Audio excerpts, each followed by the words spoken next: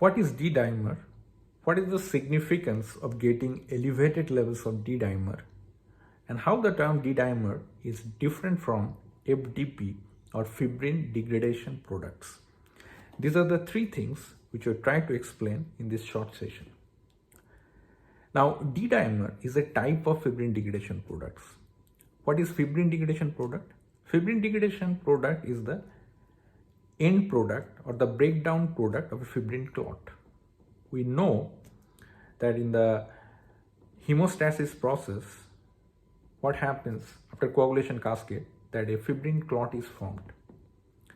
And now when the job of this clot is done, what happens? Body usually breaks down this clot by fibrinolytic pathway. And as a result of this fibrinolytic pathway, that fibrin clot is broken into small pieces, which is called fibrin degradation product. This process is done by plasminogen, which converts into plasmin, but that's a separate story. Now let us focus on this, that as a result of fibrinolytic pathway, fibrin clot is broken into tiny pieces of fibrin degradation products. Now there are a lot of fibrin degradation products, many types. It could be a fibrinogen degradation products, just a degradation product fibrinogen. It could be a fibrinopeptides, it could be a fibrin monomer, and it could be also D-dimer. So D-dimer is basically a type of fibrin degradation product, but not all fibrin degradation products are D-dimer. So in other words, you can say that D-dimer is a fibrin degradation product, but not all fibrin degradation products are D-dimer. Then question comes, what is so exclusive about D-dimer? Well, D-dimer is breakdown product of cross-linked fibrin. What do I mean by this? To understand this, let us revise last few steps of the normal coagulation cascade. In the normal coagulation cascade, what happens in the last few steps? You know that prothrombin gets converted to thrombin. There is a factor 2A gets activated into activated factor 2.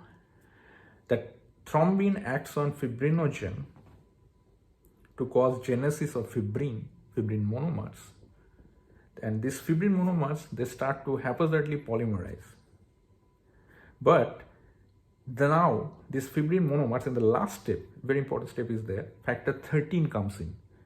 Activated factor 13 in the last step, what do? They cross-link to fibrin monomers to make a cross-linked fibrin molecule. Now how do they do that? Let's imagine this index finger as a fibrin monomer.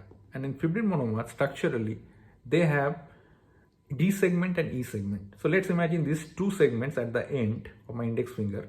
If I divide this index finger into three parts, these two parts are D segment, and in between there is the E segment. Similarly, in this index finger, let's imagine this is another fibrin monomer.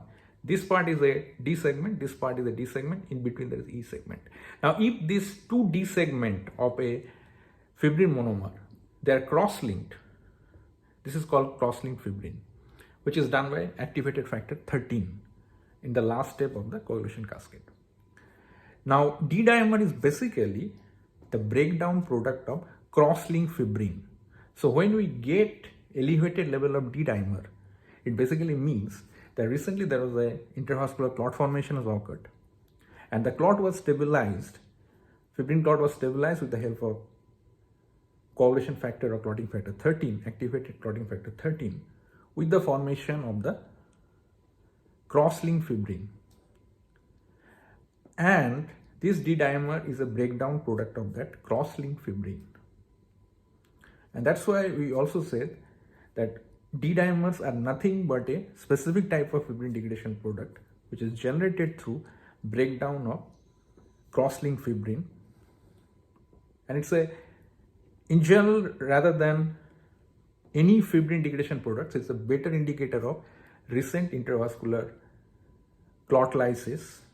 And the clot was also, we know, that stabilized with the help of factor 13 with the formation of cross-linked fibrin. So it went to the last step, the clot was stabilized, and now we are getting a proof of that as a result of the breakdown product of cross-linked fibrin. So that's why, rather than any other type of fibrin degradation product, D-dimer is a better type of fibrin degradation product which indicates written intravascular clot lysis. That's the basic idea. Thank you so much.